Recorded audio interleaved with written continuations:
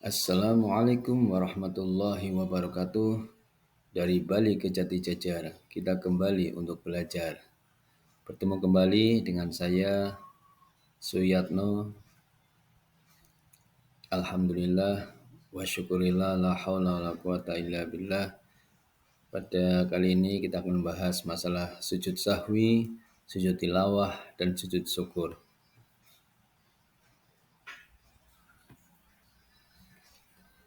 Sujud sahwi dalam lisanul Arab, sahwi menurut bahasa artinya lalai atau lupa.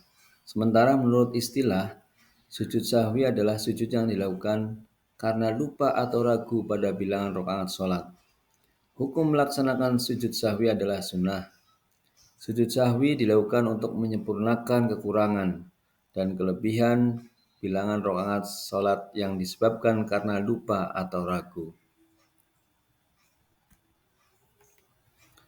Tata cara sujud sahwi. Sujud sahwi dilakukan setelah selesai membaca tasyahud akhir sebelum salam. Membaca sujud sahwi, Bismillahirrahmanirrahim. Subhana man la yanamu wa la yashu. Sujud sahwi dilakukan sebanyak 2 kali. Dipisahkan dengan duduk antara 2 sujud. Bacaan sujud sahwi yang kedua sama dengan bacaan sujud sahwi yang pertama.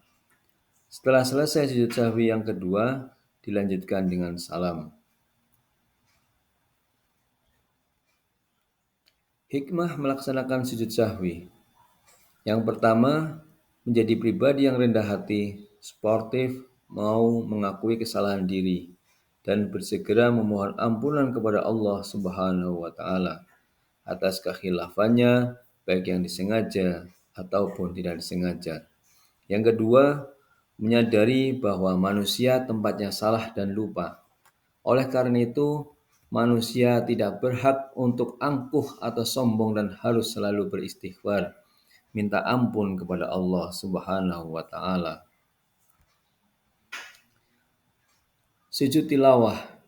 Sujud tilawah artinya sujud yang dilakukan ketika membaca atau mendengar ayat sajdah atau ayat sajdah, ayat yang menganjurkan untuk sujud bagi orang yang membaca atau mendengar ayat-ayat Al-Quran, baik di luar sholat maupun di dalam sholat.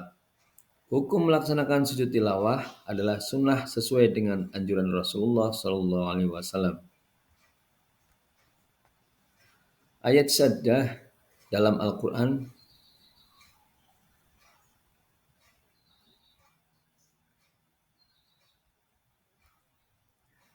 ayat-ayat sajdah dalam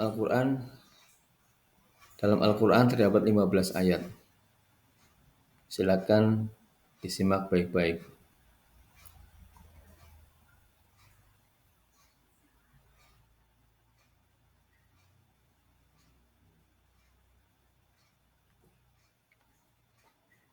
Tata cara sujud tilawah di luar sholat.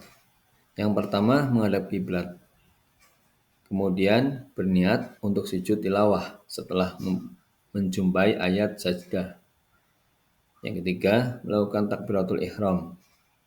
Yang keempat, sujud 1 kali, disunnahkan membaca doa sujud tilawah. Yang kelima, bangun dari sujud dengan membaca takbir, kemudian melakukan salam. Bacaan sujud tilawah. Sajada wajhiya lilladzi khalaqahu wa sawwarahu wa syaqqa sam'ahu wa basarahu bihaulihi wa quwwatihi fatabarakallahu ahsanul khaliqin.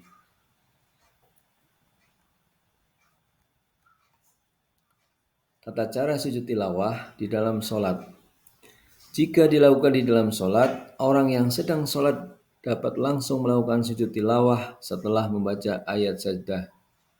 Setelah sujud langsung takbir dan kembali berdiri untuk melanjutkan sholat. Dalam sholat berjamaah, jika imam melakukan sujud tilawah setelah membaca ayat sajdah, maka makmum harus mengikutinya.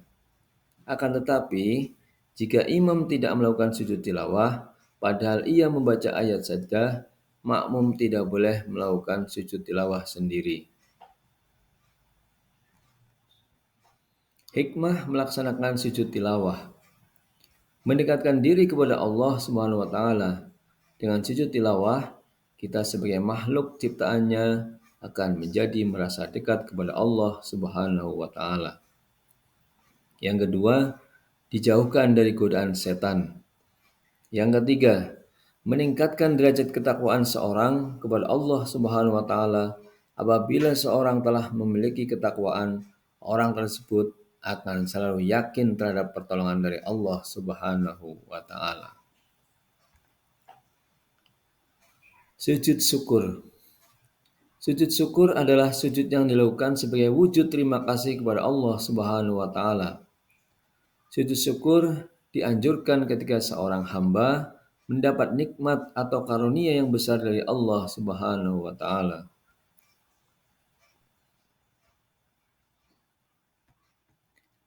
Tata cara sujud syukur. Diawali dengan niat sujud syukur. Kemudian melakukan takbiratul ihram, melakukan sujud syukur 1 kali sambil membaca doa. Bangun dari sujud kemudian salam. Bacaan sujud syukur.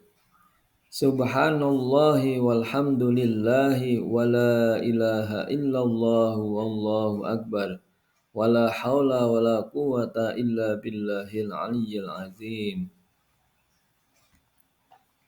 Hikmah melaksanakan sujud syukur.